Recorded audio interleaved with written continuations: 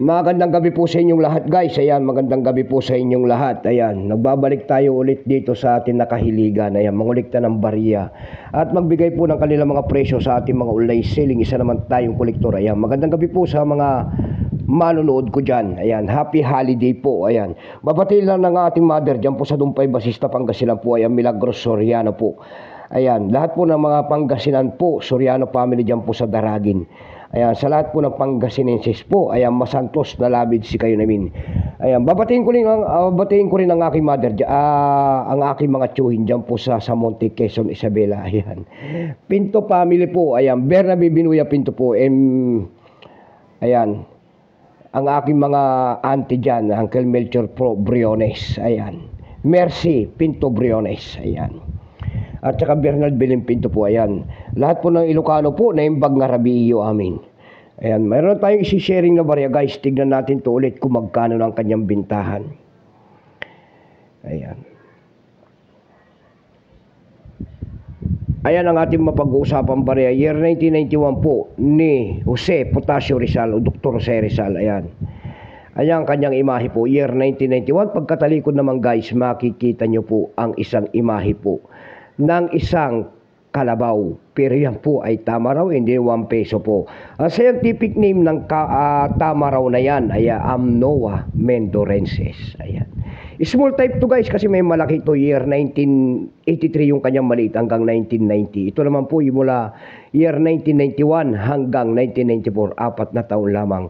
Pero pansamantala guys, ayan, hihingi muna tayo ng mga pagpapasalamat sa lahat ng ating mga sugid na mga manunood, lalo-lalo na ang aking mga subscriber dito po sa ating YouTube channel, Samuel Soriano TV 29. Ayan, thank you so much sa aking mga subscriber na patuloy na tagapagsuporta po. Thank you so much and magandang gabi po sa inyong lahat.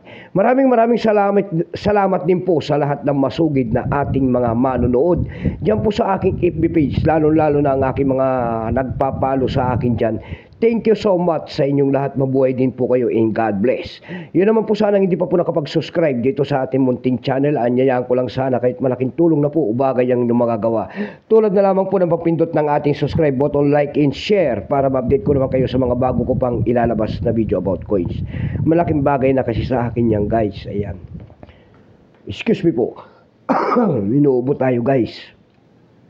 Nagsimulang years ito guys mula year 1991 hanggang 1994, 4 na taon lamang. Value po nito guys ay 1 peso kung tawagin nila. Ayan, currency piso 1967 up to date po. Kung ano materialis ang ginamit sa barya na yan. Yan po ay stainless steel. May bigat lamang itong 4 grams. May haba itong 21.6 mm. May kapal po naman itong 1.7 mm. Orientation po ay may dal alignment. Itinigil naman ang paggamit sa barya na yan ng Pilipinas noong January 1998. Number N-4167.